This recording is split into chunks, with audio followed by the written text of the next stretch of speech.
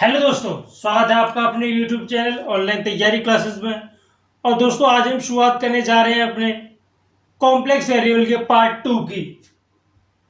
तो मैं बता दूं आपको, इससे पहले हमने कॉम्प्लेक्स वेरिएबल का पार्ट 1 पढ़ा था और जिसमें हमने modulus, argument, different forms of complex variable और कॉन्जुगेट ऑफ कॉम्प्लेक्स वेरिएबल पढ़ लिया है। और साथ में हमने देखे थे कुछ गेट में आए हुए प्रीवियस ईयर क्वेश्चन।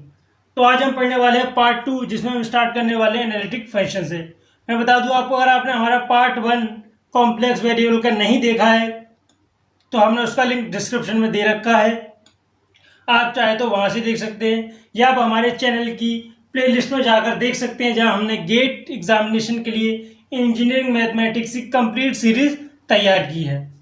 ठीक है दोस्तों, तो आइए शुरुआत करते हैं आज हम पार्ट 2 ऑफ कॉम्प्लेक्स वेरिएबल, जिसमें हम सबसे पहले पढ़ने वाले हैं एनालिटिक फंक्शन। तो दोस्तों एनालिटिक फंक्शन हमारे कौन से फंक्शन होते हैं? सबसे पहले हम पढ़ते हैं डेफिनेशन। तो एनालिटिक फंक्शन की डेफिनेशन क्या है हमारी? Any single value function F Z which is differentiable at each point of domain D is called analytic function. तो दोस्तों अकॉर्डिंग टू डेफिनेशन, अगर मान लीजिए हमें फंक्शन ऑफ जेड दे रखा है जो हमारा u x comma y plus i v x comma y के इक्वल है। दोस्तों मैं बता दूं आपको, u क्या है? u इस फंक्शन का रियल पार्ट है। u क्या है? इस फंक्शन का रियल पार्ट है, और जो कि x और y का एक फंक्शन है। और दोस्तों v क्या है? v हमारा इस फंक्शन का इमेजिनरी पार्ट है, और यह भी किसका फंक्शन है? यह भी हमारा x और y का फंक्शन है। ठीक, ये तो हो गया फंक्शन हमारा, ये है हमारा i, है हमारा आयोटा। तो अकॉर्डिंग टू डेफिनेशन, अगर ये हमारा फंक्शन एफ जेड हमारी गिवन डोमेन के हर पॉइंट पर डिफरेंशिएबल होगा तो ये क्या कहलाएगा हमारा दोस्तों? ये कहलाएगा हमारा एक एनालिटिक फंक्शन। मैं बता दूं दोस्तों आपको, एनालिटिक फंक्शन हमारे डिफरेंशियल फंक्शन ही होते हैं। कौन से फंक्शन होते हैं? डिफरेंशियल फंक्शन ही होते हैं। मीन्स अगर आप कॉम्प्लेक्स के केस में बात करेंगे तो डिफरेंशिएबल फंक्शन ही हमारे एनालिटिक फंक्शन बन जाते हैं। ठीक, अब बात करते हैं इसकी एक और डेफिनेशन की, जो हमारे न्यूमेरिकल में काम आने वाली है डेफिनेशन। तो दूसरी डेफिनेशन क्या है? अगर हम एक फंक्शन एफ जेड दे रखा है u x comma y plus i v x comma y, तो इसे दो कंडीशन को फॉलो करना होगा एनालिटिक बनने के लिए। तो मैं बता दूं आपको, पहली कंडीशन अगर हम क्या करें, partially differentiate of u with respect to x and partially differentiate u with respect to y and partially differentiate v with respect to x and partially differentiate v with respect to y। अगर हम ये करते हैं और हमें du/dx, du/dy, dv/dx और dv/dy function मिलते हैं चारों, तो याद रखिए ये चारों जो फंक्शन है हमारे वो कॉन्टिन्यूअस होने चाहिए। अगर हम du/dx, du/dy, dv/dx, dv/dy करते हैं तो ये चारों ही फंक्शन हमारे क्या होने चाहिए? कंटिन्यूअस होने चाहिए। ये हमारी कंडीशन नंबर 1। अब बात करते हैं कंडीशन नंबर 2 की। तो अकॉर्डिंग टू कंडीशन नंबर 2, ये जो हमारा फंक्शन एफ जेड है ये कॉची-रीमन इक्वेशन को फॉलो करने चाहिए। और दोस्तों इसे हम क्या कहते हैं? इसे हम CR इक्वेशन भी कहते हैं। आप इसे कॉची-रीमन इक्वेशन या CR इक्वेशन कहते हैं। तो CR इक्वेशन क्या होती है हमारी दोस्तों? CR, according to CR equation, हमारा du/dx जो होता है वो इक्वल होना चाहिए dv/dy के, एंड du/dy हमारा du/dy किसके इक्वल होना चाहिए? हमारा इक्वल होना चाहिए माइनस ऑफ dv/dx। अगर ऐसा है तो हमारा फंक्शन क्या होने वाला है? एनालिटिकल होने वाला है। दोस्तों पहली कंडीशन क्या है कि अगर हम du/dx निकालें, du/dy निकालें, dv/dx निकालें या dv/dy निकालें, तो ये चारों ही फंक्शन जो हमें मिलेंगे वो क्या होने चाहिए? कंटिन्यूअस होने चाहिए। और दूसरी कंडीशन है ये हमारा कॉची रीमन इक्वेशन को फॉलो करना चाहिए, इसे हम सीआर इक्वेशन भी कहते हैं, जो कि हमारी du upon dx equals to dv upon dy and du upon dy equals to minus dv upon dx। ठीक है दोस्तों, तो ये थे हमारे एनालिटिक फंक्शन। मैं बता दूं आपको, अगर आप न्यूमेरिकल के लिए तैयारी कर रहे हैं या गेट एग्जामिनेशन की तैयारी कर रहे हैं तो जनरली क्वेश्चन आने वाला है वो न्यूमेरिकल फॉर्म में आने वाला है। तो आपको ये दो कंडीशन याद रखनी है। 99% चांसेस है कि अगर एनालिटिक फंक्शन का क्वेश्चन आए तो वो इन्हीं कंडीशन से सॉल्व होने वाला है। ठीक है दोस्तों, तो दोस्तोव अब एक एग्जाम्पल की हेल्प से समझते हैं हम कि एनालिटिक फंक्शन हमारे क्या होते हैं। तो दोस्तों हमें एक फंक्शन दे रखा है f z equal to z square और हमें पूछा गया ये फंक्शन हमारा एनालिटिक होगा या नहीं। तो मैं बता दूं आपको, जेड जब भी आपको दे रखा हो तो आप समझ जाइए ये जेड आपका किसके इक्वल होता है, ये जेड हमारा इक्वल होता है एक्स प्लस आई वाई के। तो हमें पूछा गया कि f z equal to z square यह फंक्शन हमारा एनालिटिकल होगा या नहीं होगा। तो आइए चेक करते हैं। तो हम जैसा कि जानते हैं z हमारा किसके इक्वल होता है एक्स प्लस आई वाई के, तो एक्स प्लस आई वाई के स्क्वायर हो जाएगा, ये हो जाएगा हमारा X square plus i Y का स्क्वायर प्लस 2x आई वाई। दोस्तों जैसा कि हम जानते हैं आई स्क्वायर हमारा किसके इक्वल होता है, आई स्क्वायर हमारा इक्वल होता है -1 के, तो ये हो जाएगा हमारा X square minus Y square plus I 2xy। तो जैसा कि हम देख सकते हैं u हमारा किसके इक्वल होने वाला है, u हमारा इक्वल होने वाला है x square minus Y square के। और वही बात करें हम v की, v किसके इक्वल होने वाला है दोस्तों, हमारा इक्वल होने वाला है 2xy के। अब हम चेक करने वाले ये फंक्शन हमारा एनालिटिक है या नहीं। उसके लिए हमें क्या करना पड़ेगा, हमें दोनों कंडीशन याद रहनी चाहिए। कंडीशन पहली क्या थी कि du अपॉन dx ये हमारा किसके इक्वल होगा, हमारा 2x। तो बात करें du अपॉन dy की, तो ये हमारा इक्वल होने वाला है -2y के, और dv अपॉन dx ये किसके इक्वल होने वाला है दोस्तों, ये इक्वल होने वाला है 2y के, और dv अपॉन dy किसके इक्वल होने वाला है, ये हमारा 2x के इक्वल होने वाला है। ठीक, तो हमने पहली कंडीशन ये पढ़ी थी कि हमें चेक करना है कि ये जो du upon dx, du upon dy, dv upon dx, d upon D y ये चारों ही हमारे कंटिन्यूस है कि नहीं। दोस्तों हमने मीन वैल्यू थ्योरम में एक डायरेक्ट रिजल्ट पढ़े थे कि हमारे कौन से फंक्शन कंटिन्यूस होने वाले हैं, कौन से डिफरेंशियल होने वाले हैं। तो हम उन फंक्शन से जानते हैं ये चारों ही फंक्शन हमारे कौन से होने वाले हैं, ये चारों ही फंक्शन हमारे कंटिन्यूस होने वाले हैं। तो कंडीशन 1 हमारी सेटिस्फाइड हो गई। अब कंडीशन 2 की बात करते हैं। कंडीशन 2 क्या थी कि ये सीआर इक्वेशन को फॉलो करेंगे। सीआर इक्वेशन क्या थी हमारी, du अपॉन dx हमारा किसके इक्वल होना चाहिए, dv अपॉन dy के, और नहीं दोस्तों एंड dv अपॉन, और यहाँ du अपॉन dy हमारा किसके इक्वल होना चाहिए, इक्वल होना चाहिए हमारा -dv अपॉन dx के। यही तो थी। तो हम जैसे du अपॉन dx की बात करें ये क्या है हमारा 2x, और dv अपॉन dy की बात करें ये भी क्या है 2x, तो ये कंडीशन सेटिस्फाई है। और du अपॉन dy की बात करें तो यह है -2y, फिर आएगा -dv अपॉन dx, तो माइनस ये आ गया, dv अपॉन dx क्या हमारा 2y है। तो जैसा कि हम देख सकते हैं ये कंडीशन भी हमारी सेटिस्फाई हो रही है, तो हम कह सकते हैं कि हमारी दोनों कंडीशन सेटिस्फाई हो रही हैं। तो ये फंक्शन जो है हमारा एक एनालिटिक फंक्शन होने वाला है।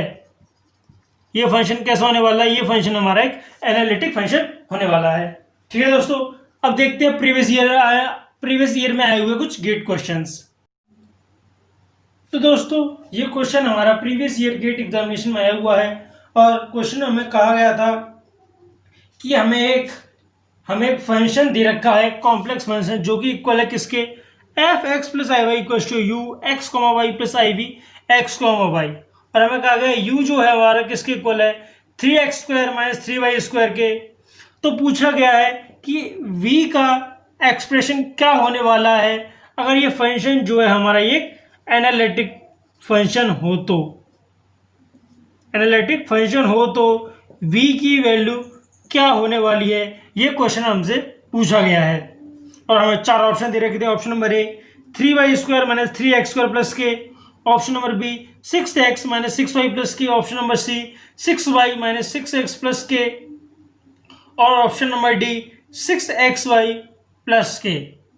तो आइए देखते हैं अब इस क्वेश्चन को हम किस तरीके से सॉल्व करने वाले हैं। तो दोस्तों अगर ये फंक्शन एनालिटिक फंक्शन है तो हम जानते हैं according to C R equation D you upon D X equals to D we upon D Y and D you upon D Y equals to minus D you upon sorry दोस्तों D we upon D x. तो दोस्तों बता दूं आपको, जब भी हमें कभी इस तरह क्वेश्चन आए कि हमें u दे रखा हो या v दे रखा हो और हमें पूछा गया हो कि अगला क्या हो, यानी रियल पार्ट दे रखा हो तो इमेजिनरी पूछा हो और इमेजिनरी दे रखा हो तो रियल पूछा हो, तो क्या करना है हमें। दोस्तों याद रखिए, सबसे पहले हमें सी आर इक्वेशन याद रहना चाहिए। दूसरा केस इसके बाद दूसरा केस नहीं, इसके बाद क्या करना है हमें, इसके बाद हम ऑप्शंस का डिफरेंशिएशन कर करके देखेंगे कि ये हमारा कौन सा ऐसा ऑप्शन होगा जो हमारी इक्वेशन को सेटिस्फाई करेगा और वही हमारे करेक्ट आंसर भी होगा। ठीक है, तो सबसे पहले चेक करते हैं ऑप्शन नंबर ए।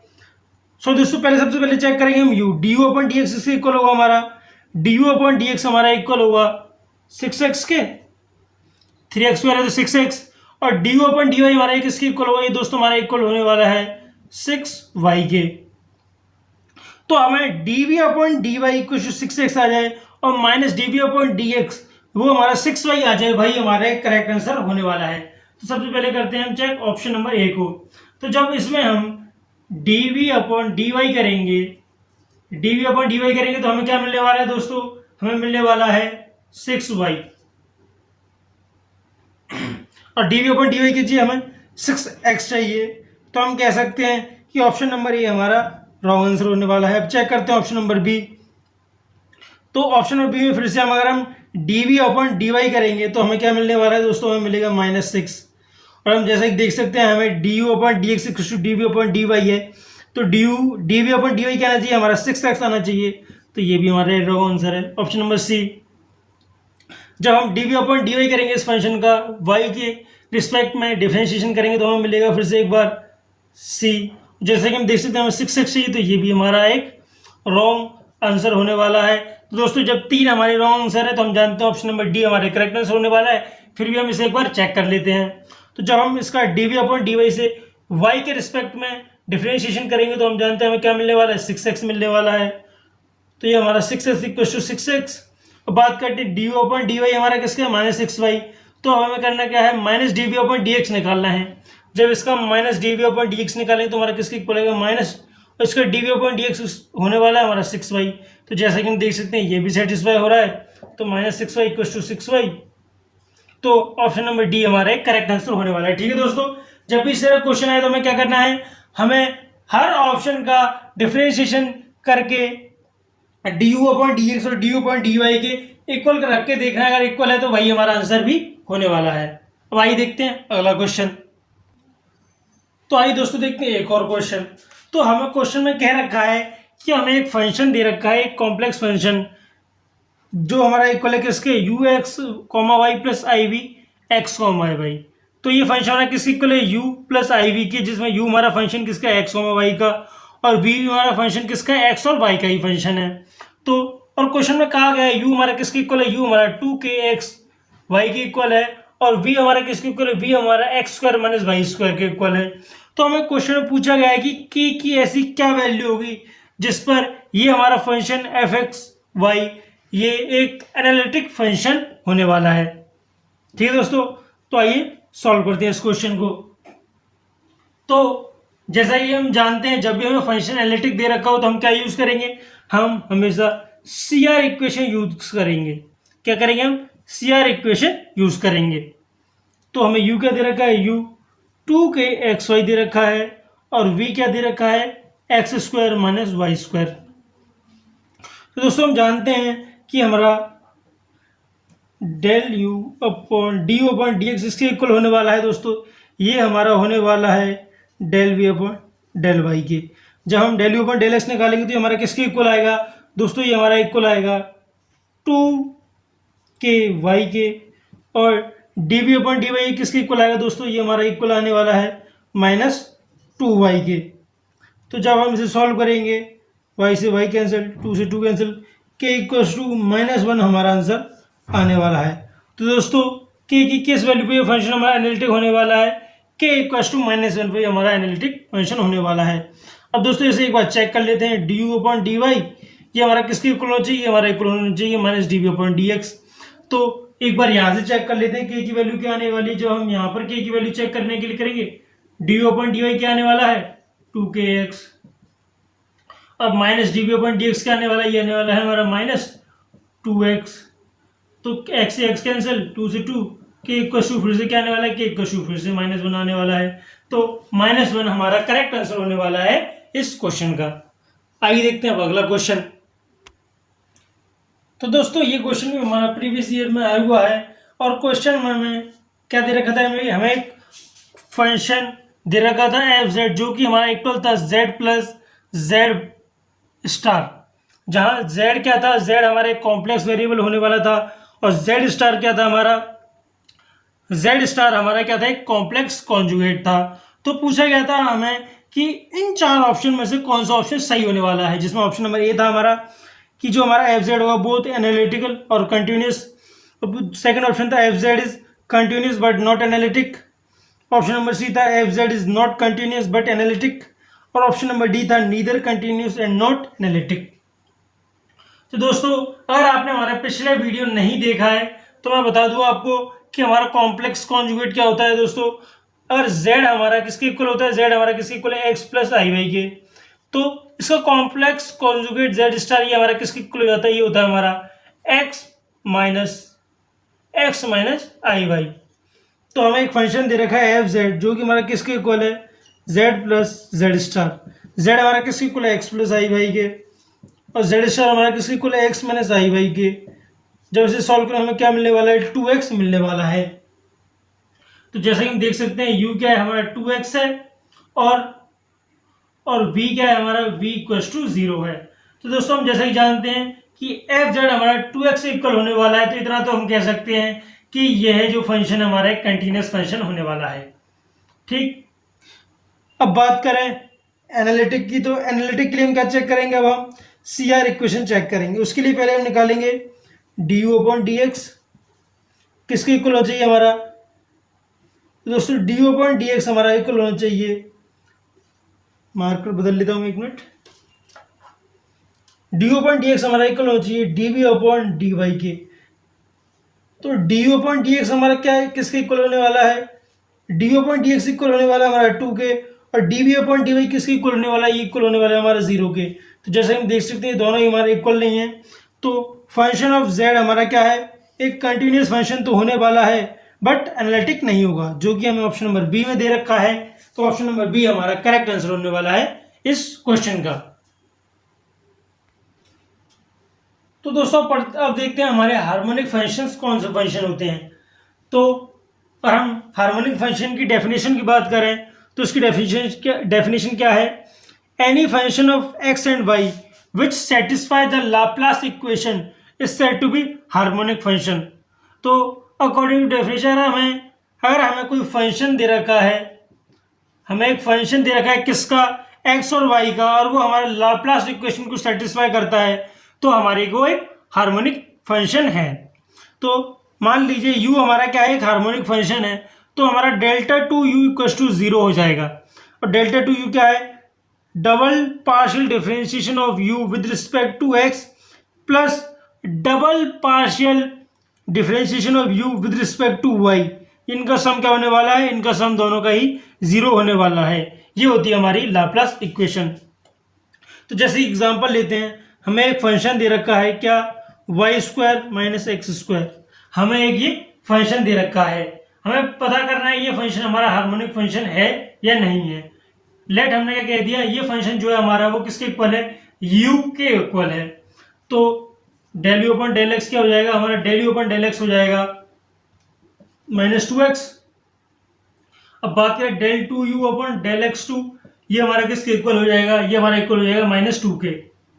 और वही बात करें हम D we upon D x की, तो सॉरी दोस्तों, अब बात करते हैं हम del u upon del y की।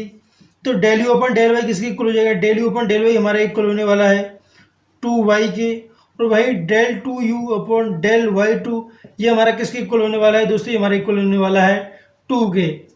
तो अगर हम सम करते हैं del two u upon del x two plus del two u upon del y two, और इसका सम जीरो आता है तो ये क्या कहलाएगा, हमारा एक हार्मोनिक फंक्शन कहलाएगा। तो ये क्या किसके इक्वल है, माइनस टू के, ये किसके इक्वल है, टू के। जब हम दोनों का सम करेंगे तो क्या मिलने वाला है, जीरो। तो हम कह सकते हैं y square minus x square एक हार्मोनिक फंक्शन होने वाला है। ठीक दोस्तों, अब बात करते हैं कॉन्जुगेट ऑफ हार्मोनिक फंक्शन। तो दोस्तों हार्मोनिक कंजुगेट क्या होता है, हमने हार्मोनिक फंक्शंस तो पढ़ लिया, आप देखते हैं हार्मोनिक कंजुगेट। तो दोस्तों मान लीजिए हमें दो फंक्शन दे रखे हैं u और v, दोनों ही क्या हैं, अगर दोनों ही हमारे हार्मोनिक फंक्शन हो और साथ में ही u और v क्या कर रहे हो, CR इक्वेशन को सेटिस्फाई कर रहे हो इन अ गिवन डोमेन, तो हम क्या कहेंगे, हम कहेंगे u और v जो है हमारे वो हार्मोनिक कंजुगेट हैं एक दूसरे के। ठीक है, अब एक एग्जांपल की हेल्प से समझते हैं। मान लीजिए हमें दो फंक्शन दे रखे हैं, जिसमें पहला फंक्शन हमारा u जो हमारा किसके इक्वल है, वो 2xy के इक्वल है, और एक फंक्शन दे रखा है हमें v, वो हमारा किसके इक्वल है, वो हमारा इक्वल है minus x square plus y square के। ठीक, तो अब हम सबसे पहले क्या निकालेंगे, डी अपॉन डी एक्स। तो दोस्तों ये किसके इक्वल होने वाला है, ये इक्वल आएगा हमारा किसके, 2y के, और भाई del two u upon del x two ये किसके इक्वल होने वाला है, ये दोस्तों हमारे इक्वल होने वाले जीरो के। अब बात करें हम del u upon del y, ये हमारा किसके इक्वल होने वाला है दोस्तों, ये हमारा इक्वल होने वाला है 2x के। Del u upon del two u upon del y two ये हमारा किसके इक्वल होने वाला है दोस्तों, ये हमारा इक्वल होने वाला है जीरो के। अब बात करते हैं हम del v upon del x, ये हमारा किसके इक्वल होने वाला है दोस्तों, ये हमारा इक्वल होने वाला है माइनस 2x के। और वही del v upon del two v upon del x two ये हमारा दोस्तों किसके इक्वल होने वाला है, ये इक्वल होने वाला है हमारा माइनस 2 के। अब बात करते हैं del v upon del y, ये हमारा किसके इक्वल होने वाला है दोस्तों, ये हमारा इक्वल होने वाला है 2y के। और भाई del two v upon del y two ये हमारा किसके इक्वल होने वाला है दोस्तों, हमारा इक्वल होने वाला है 2 के। ठीक, तो हार्मोनिक फंक्शन होने के लिए हमारा लाप्लास इक्वेशन सेटिस्फाई होनी चाहिए, और लाप्लास इक्वेशन क्या आती है हमारी, del two u upon del x two plus del two u upon del y two क्या होना चाहिए, इक्वल टू जीरो होना चाहिए। जैसा कि हम देख सकते हैं 0 प्लस 0 इक्वल टू 0, तो हम कह सकते हैं u हमारा कैसा है, एक हार्मोनिक फंक्शन है। अब बात करते हैं v की, del two v upon del x two plus del two v upon del y two हमारा किसके इक्वल होना चाहिए, ये भी हमारा 0 के इक्वल होना चाहिए। तो माइनस 2 प्लस 2 ये हमारा किसके इक्वल होने वाला है, हमारा ये भी हमारे 0 के इक्वल होने वाला है। तो हम कह सकते हैं ये दोनों ही हमारी क्या है दोस्तों, ये दोनों ही हमारे एक हार्मोनिक फंक्शन होने वाले हैं। क्या होने वाले हैं, हार्मोनिक फंक्शन होने वाले हैं। अब बात करते हैं हम CR इक्वेशन की। तो अकॉर्डिंग टू CR इक्वेशन हम जानते हैं कि दोस्तों मैं मिटा देता हूं उसे, यहां हम CR इक्वेशन सॉल्व करके देखेंगे। तो अकॉर्डिंग टू CR इक्वेशन हम जानते हैं कि जो हमारा del u upon del x according to CR equation, del u upon del x हमारा किसके इक्वल होना चाहिए, हमारा इक्वल होना चाहिए सॉरी दोस्तों del v upon del y के, और डेल वी अपॉन और del u upon del y हमारा किसके इक्वल होना चाहिए, हमारा इक्वल होना चाहिए minus del v upon del x के। तो del u upon del x क्या है दोस्तों, हमारा del u upon del x हमारा 2y। बात करते हैं del v upon del y, यहाँ से हम del v upon del y निकालेंगे तो ये क्या आने वाला है, ये भी हमारा 2y आने वाला है। अब बात करते हैं del u upon del y की। तो del u upon del y क्या है दोस्तों, हमारा यह है 2x। तो ये हमारा किसके इक्वल होना चाहिए, minus del v upon del x के, तो माइनस ये वाला, और del v upon del x क्या आएगा यहाँ से दोस्तों, ये आएगा हमारा माइनस 2x। तो ये भी हमें क्या मिलने वाला है, 2x इक्वल टू 2x। जैसा कि हम देख सकते हैं ये हमारी CR इक्वेशन को भी सेटिस्फाई कर रहे हैं। तो हम कह सकते हैं u और v ये दोनों ही फंक्शन हमारे क्या हैं, हार्मोनिक कंजुगेट हैं एक दूसरे के, हार्मोनिक कंजुगेट हैं एक दूसरे की। अगर हम बात करें u का हार्मोनिक कंजुगेट क्या है, v है, और v का हार्मोनिक कंजुगेट क्या है, v का हार्मोनिक कंजुगेट हमारा u होने वाला है। ठीक है दोस्तों, आज के लिए बस इतना ही। मुझे लगता है आपको सारे कंसेप्ट समझ में आ गए होंगे, और आपको अब भी कोई डाउट है तो आप हमारे कमेंट सेक्शन में जाकर हमसे पूछ सकते हैं। तो ठीक है दोस्तों, आज के लिए बस इतना ही। अगर वीडियो अच्छी लगी हो तो वीडियो को लाइक करें और चैनल को सब्सक्राइब करें। अब मिलते हैं आपसे अगली वीडियो में, जब तक के लिए जय हिंद जय भारत।